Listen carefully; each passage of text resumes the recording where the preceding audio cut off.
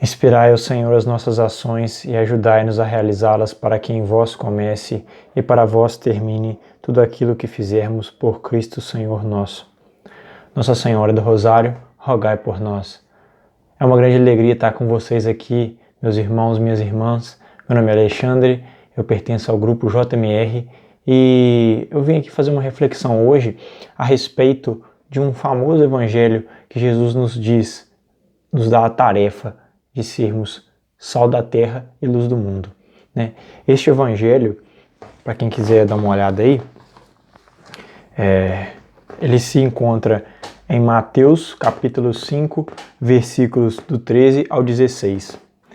Então eu gostaria de primeiramente ler ele, né? Então ele começa assim: Vós sois o sal da terra. Se o sal perde o gosto, com que o salgarão? Serve somente para ser jogado fora e para que as pessoas o pisem. Vós sois a luz do mundo. Não se pode esconder uma cidade construída sobre um monte.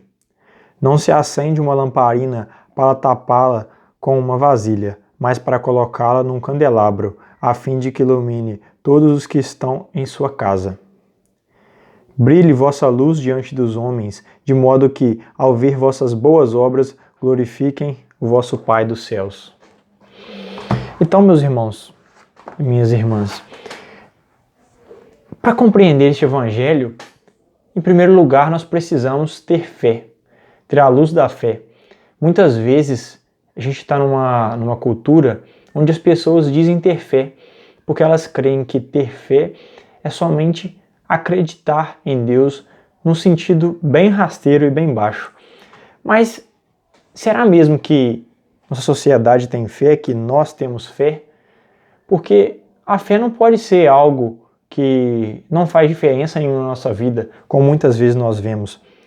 Fulano é católico, mas tudo bem ele fazer tal coisa. Fulano tem fé em Jesus, mas isso aqui para ele é permitido. Isso que muitas vezes Jesus fala contra na Bíblia, né? É algo que é permitido, que não tem nenhuma implicação moral na vida dele.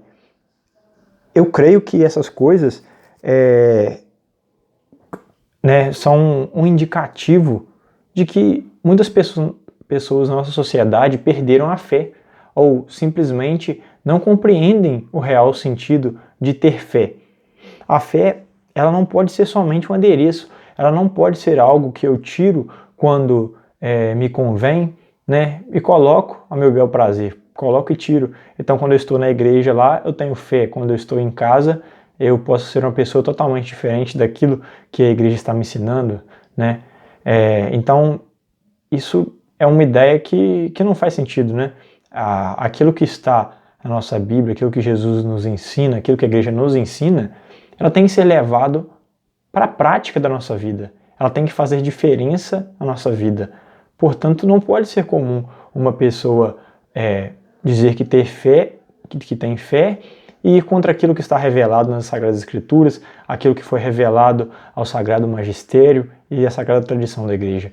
Isso não faz o mínimo sentido quando a gente se diz a questão da fé. Eu gostaria de pegar um exemplo para vocês para retratar o que isso quer dizer. Pois a fé em nós, ela produz obras, né? Como diz São Tiago, né, na carta dele, a fé sem obras é morta.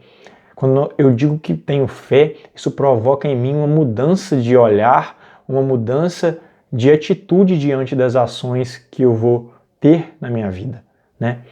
Então eu gostaria de pegar um exemplo que eu mesmo elaborei, né, para que possa ficar talvez mais elucidado a questão de ter fé, né, o que é a fé, para que nós possamos adentrar mais neste evangelho, né, nessa passagem. Então, imaginem que existem dois personagens, o Joãozinho e o Zezinho, né? O Zezinho e o Joãozinho. O Joãozinho chegou, começou a comentar com um amigo dele que era o Zezinho, tal coisa, comentou uma coisa de cá, comentou uma coisa de outra. De repente, ele viu um grande prédio, né? Um arranha-céu, já não sei quantos andares, sei lá, 50 andares, um prédio gigantesco. E ele falou assim: no meio da discussão lá, não sei por que cargas d'água, ele disse assim: eu tenho fé que se eu pular desse prédio não ocorre nada comigo, não acontece nada, eu saio ileso se eu pular de cima. O Zezinho ficou admirado daquilo, né? Ele falou assim: não, tudo bem, vamos lá então, né? Vamos ver se tem coragem de verdade, não sei o quê. Aí eu falei: não, é lógico que eu tenho, não sei o quê. Não, então tá bom. O Zezinho era um cara muito rico, né? Então ele falou assim: se você pular desse prédio, eu te dou R$1 milhão. Você pular e sair liso desse prédio aí, eu te dou R$1 milhão. Então beleza, o Joãozinho foi lá, disse que tinha fé, topou. Foram subir no alto do prédio lá, e o doidão foi lá e disse que ia pular mesmo, né? Então ele chegou na beirada do prédio, olhou aquilo tudo lá embaixo que estava acontecendo, né? As pessoas passando que nem formiguinhas, e ele hesitou, falou: não, eu não vou fazer isso. De que vai me adiantar R$1 milhão se eu morrer? Eu não acredito de fato, né? Isso não condiz com a realidade, né? Eu não acredito de fato, se eu pular daqui eu vou sair liso. Então, ele hesitou e não pulou, né? Diante de R$1 milhão, ele não quis fazer isso, né? Será que o Joãozinho tinha fé, realmente, de que se ele pulasse daquele prédio, ele sairia ileso? Será que ele acreditava? Será que ele tinha fé nisso? Eu creio que não, porque nenhuma pessoa ia rejeitar R$1 milhão, né, para pular de um prédio, sendo que não ia acontecer nada com ele, né? Então esse exemplo muito esdrúxulo que eu inventei é para a gente perceber que a fé verdadeira nos conduz a mudanças de atitudes e mudanças de olhares diante das coisas que nos apresentam. Então, se Joãozinho, né, tivesse fé, não teria problema nenhum dele pular de lá, porque ele sabia que ia sair ileso e ia ganhar R$1 milhão na baba, né? Mas aí que está. Ele não tinha fé que aquilo ia acontecer, que ele ia sair ileso, pois senão ele tinha pulado. Então muitas vezes a nossa fé, que nós dizemos ter fé, eu lembro que pelo menos era assim comigo muitas vezes antigamente, é apenas um enfeite, não é aquilo que condiz com a realidade. Eu tenho fé em Jesus, eu tenho fé na igreja, mas eu acho que isso aí deve ser assim, assim, assado, né? Tal coisa deve ser assim, assim, assado, tá errado isso que a igreja fala, tá errado isso que a Bíblia fala, tá errado isso aqui que o catecismo fala, ou sei lá quem fala, que é da igreja, tá errado.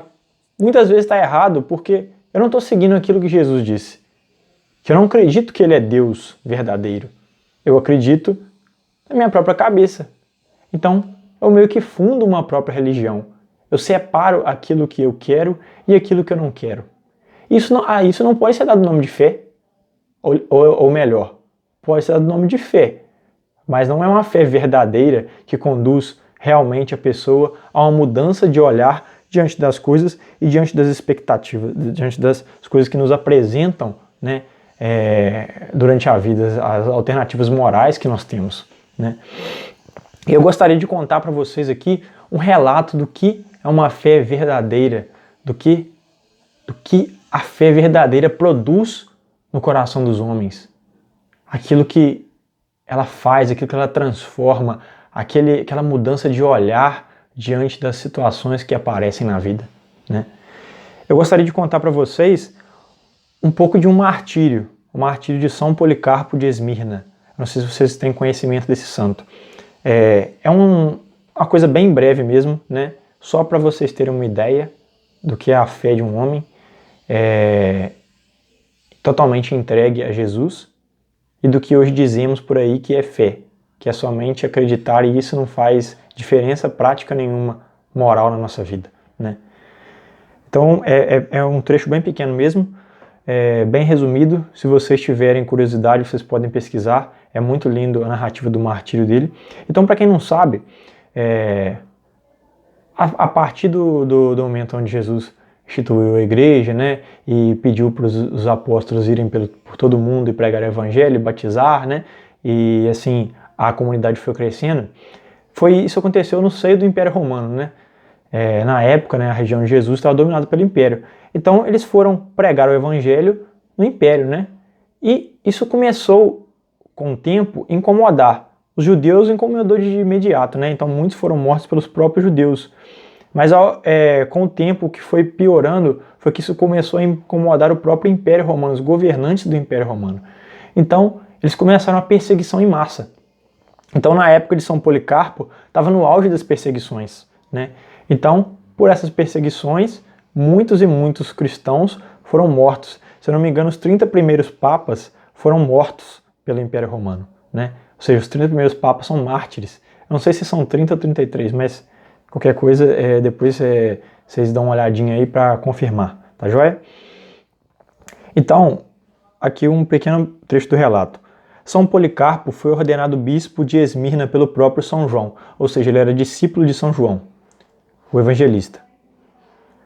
De caráter reto, de elevado saber, amor à igreja e fiel à ortodoxia da fé, era respeitado por todos no Oriente.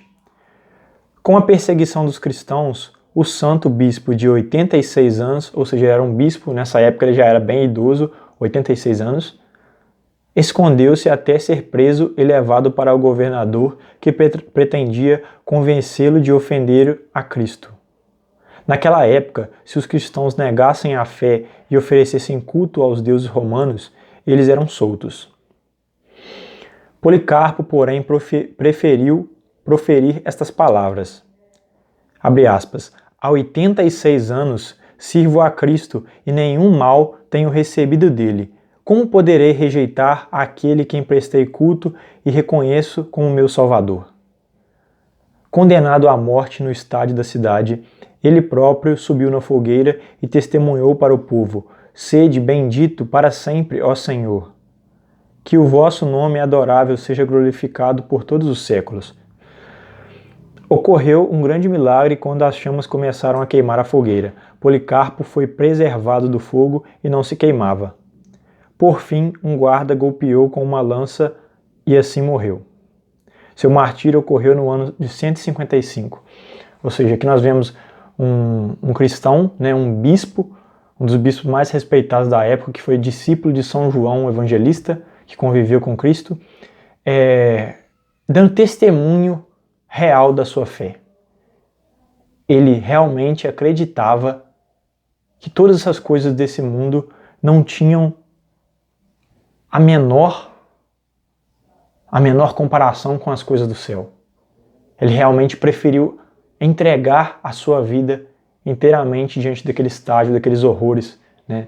Muitos morriam pelas feras, né? Os leões assaltavam os leões de cima e morriam, matavam, né, os leões. Muitos morriam também crucificados, assim como Jesus. Muitos eram flagelados até a morte, né? São Policarpo, né, morreu com uma lança. Eles enfiaram uma lança por trás nele e conta a história que jorrou tanto sangue que foi o suficiente para apagar o fogo da fogueira que iriam queimar ele. Então, assim, ele deu glória a Deus com a própria vida, né? O Evangelho nos fala sobre isso, glorificar a Deus com a própria vida. Mas para isso a gente precisa ter fé. A fé verdadeira, como havia dito, ela provoca em nós mudanças morais. Não há como eu ser cristão e isso não fazer diferença na minha vida. Eu agir como um pagão batizado muitas vezes, né? Às vezes isso que acontece muitas vezes. O cara fala que é cristão, que é católico, que é não sei o quê, e a vida dela, você pega a vida da pessoa diante, você compara a vida com outras pessoas que dizem que não, que é ateu, ou é o que quiser ser, agnóstico, sei lá o quê, e realmente a gente não vê nada de diferente. Se as outras pessoas roubam, o outro que se diz católico também rouba, né? Se as outras pessoas falam mentira, o outro que se diz católico também fala mentira. Se as outras pessoas cometem adultério, traem seus cônjuges, o outro que se diz católico também faz isso. Ora, então o que adianta se chamar católico se isso não faz diferença nenhuma na sua vida, né? Então, a fé, dizer que tem fé em Jesus, é algo sério. É algo que conduz à mudança do nosso caráter. Ou melhor, nós precisamos ter mais reflexão diante dessas coisas na nossa vida. Sobre a luz de Jesus, sobre a luz daquilo que ele ensina. Por isso Jesus nos diz: Vós sois sal da terra. se o sal perde o gosto, com que o salgarão? Para que serve um cristão que não tem fé? É como uma situação engraçada que ocorreu aqui em casa, né? Meu pai tinha um capacete que o capacete estava para lá de Bagdá. Tanto é que ele deixava o capacete na moto quando ele saía, né? Ele ia para a rua, deixava o capacete lá e nem os ladrões queriam roubar. Se você deixar um capacete novo lá, os ladrões vão ver e vão roubar. Não, ele deixava no retrovisor da moto e ninguém roubava. Por quê? Não serve para nada aquele capacete, não protege a cabeça de ninguém. Se cair, já era. Aquilo é perigoso soltar, né? E, enfim. Aquilo não cumpre o propósito. E o propósito do cristão, qual é o propósito? O propósito do cristão é, pelas suas obras, pela fé em Jesus, glorificar a Deus. Portanto, não há como nós glorificarmos a Deus com uma fé que só está na boca, mas não no coração. Não há como nós fazermos a vontade de Deus e que isso produzir mudanças em nós, se nós não glorificamos a Deus com ações, né? Não temos atitudes morais diferentes das que temos se não formos católicos ou se não formos cristãos, que assim seja. Nós somos a luz do mundo, Jesus diz isso no Evangelho. Nós somos a luz, nós precisamos fazer brilhar essa luz de Cristo onde nós passarmos e que as pessoas notem em nós, sim, essa pessoa tem algo diferente com ela. Era assim em todos os santos, né? Conta-se que no Carmelo, né, Santa Teresinha, tinha uma irmã que ninguém aguentava ficar perto dela, né? Todo mundo corria da irmã porque a irmã era enjoada, ninguém gostava dela, né? E Santa Teresinha sempre estava junto com ela. Mas por que Santa Teresinha estava sempre junto com ela? Porque Santa Teresinha fazia isso por amor a Deus. Ela queria, ao mesmo tempo, consolar aquela pessoa que ninguém aguentava ficar perto de tão enjoada que era, e assim mostrar a face de Deus, entregando um sacrifício a Ele e mostrando a face de Jesus, que nos suporta, mesmo sendo ruins, mesmo sendo chatos, mesmo sendo muitas vezes enjoados com tantas as coisas, Jesus nos suporta. Então o cristão precisa glorificar a Deus com a própria vida. Como vai nos dizer muito bem aqui o final do Evangelho, né? Que brilhe vossas obras diante dos homens, de modo que ao ver vossas boas obras, glorifiquem vosso Pai que está no céu. Então, a nossa função é essa, glorificar a Deus que está nos céus pelas nossas obras. As pessoas vão ver as nossas obras e vão se pôr diante de Deus com isso, percebendo na nossa vida a diferença. São Francisco tinha uma frase sobre isso. Quero ler ela. Ide e evangelizai. Caso necessário, use as palavras, mas somente se necessário. Caso contrário, seja o evangelho. Essa frase é uma das frases que eu acho mais fantásticas de São Francisco, tanto é que está escrita na nossa parte de trás da nossa camisa do grupo, que está por baixo aqui, né? É uma das frases que revela a essência do evangelho. A essência do evangelho é pregar para os outros a mudança de vida. Mas não é pregar só com palavras. A palavra é em último caso. É pregar com a mudança de vida. Para glorificar a Deus que está no céu e para levar mais pessoas a conhecer esse Deus maravilhoso que provoca em nós mudanças. Quando nós mudamos nossas atitudes diante de outras atitudes do mundo, né, das coisas que nos apresentam, isso incomoda as pessoas. E é assim que nós vamos transformar o nosso meio e transformar as coisas de ruins que acontecem na sociedade, que muitas vezes nós temos o desejo de transformar. Mas se o desejo não começar em uma mudança de vida em cada um de nós, nunca vai dar cabo. Então, eu quero convidar você neste momento a fazer uma reflexão na sua vida. Perceba, essas coisas que eu estou dizendo aqui não é para falar que eu sou melhor que ninguém, que eu sou santo, esse tipo de coisa. Não, óbvio que não. Eu sou cheio de pecados e Deus conhece-os muito bem.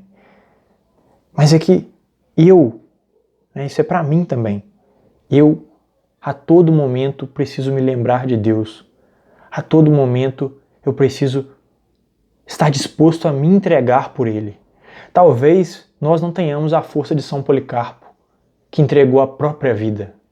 Mas nós possamos, talvez nem tenhamos a força, talvez não tenhamos a oportunidade, porque, pelo menos aqui no Brasil, os cristãos têm um pouco mais de liberdade. Mas que nós possamos estar dispostos a entregar cada pedacinho da nossa vida a Jesus. Pode não ser coisas grandiosas, mas como Santa Teresinha nos diz, o amor está nas pequenas coisas. Não está nos grandes atos. Claro, quem tem fé, quanto maior a fé, maior serão as obras. Mas Deus ama as pequenas coisas, desde que elas sejam feitas com amor. Que nós possamos meditar nisso. Será que nós estamos glorificando a Deus em todos os lugares? No nosso trabalho, na nossa família, muitas vezes nas situações difíceis que acontecem? Será que nós estamos lembrando de ser Jesus na vida dos outros? Levar uma palavra de carinho em vez de uma palavra de maldição? Levar um sorriso em lugares que muitas vezes as pessoas não encontram motivos para estar feliz, para estar alegre? Essa é a essência do Evangelho, é ser luz no caminho dos outros. Que nós possamos, então, sermos cada vez mais, a cada dia, luz no caminho de cada um que nos encontrar. E que eles possam sentir aquele ardor no peito, assim como os discípulos de Emaús sentiram ao encontrar Jesus em nós. E é assim, com a nossa entrega de vida diária, que nós vamos construindo o reino dos céus, porque ele começa dentro de cada um de nós, com as nossas próprias ações. Que Deus nos abençoe. Em nome do Pai, do Filho e do Espírito Santo. Amém.